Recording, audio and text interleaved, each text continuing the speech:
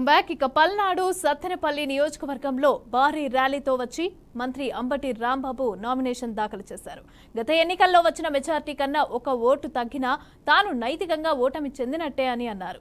Sattenapalli returning కార్యాలయంలో nomination దాఖలు చేసిన ఆయన కూటమి తీరును తప్పుబట్టారు. ఈ రాష్ట్రంలో 175 సీట్లు గెలుచుకొని మళ్లీ వైసీపీయే అధికారంలోకి రాబోతోందని అన్నారు. అంబటి రాంబాబు మళ్లీ ఎమ్మెల్యే అయితే బాగుంటుందని ప్రజలు భావిస్తున్నారని చెప్పారు.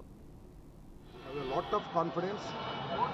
ఈ రాష్ట్రంలో 175 సీట్లు కూడా గెలుచుకొని మళ్ళీ తిరిగి వైఎస్ఆర్ కాంగ్రెస్ పార్టీని అధికారంలోకి ప్రజలు తీసుకొస్తారనేటువంటి పూర్తి విశ్వాసంతో మేము ముందుకు కదులుతాం. అదేవిధంగా ఈ నియోజకవర్గంలో కూడా నేను గతంలో 2 సార్లు పోటీ చేశాను. ఒకసారి నేరోలో 924 ఓట్లతో ఓటమి పాలయ్యాను. మళ్ళీ రెండవసారి ఇదే నియోజకవర్గంలో ప్రజలు 20,800 పైచిలుకు ఓట్లతో నన్ను గెలిపించారు. 5 సంవత్సరాలు పరిపాలన చేశాను.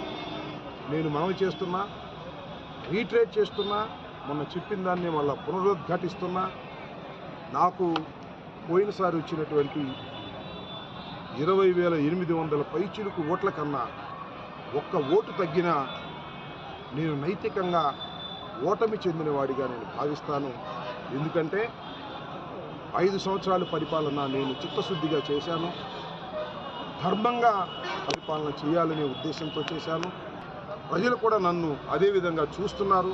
కాబట్టి మళ్ళా తిరిగి ఈ నియోజకవర్గానికి అంబటి రాంబాబు అయితేనే బాగుంటుందని ప్రజలు భావిస్తున్నారని నేను విశ్వసిస్తున్నాను.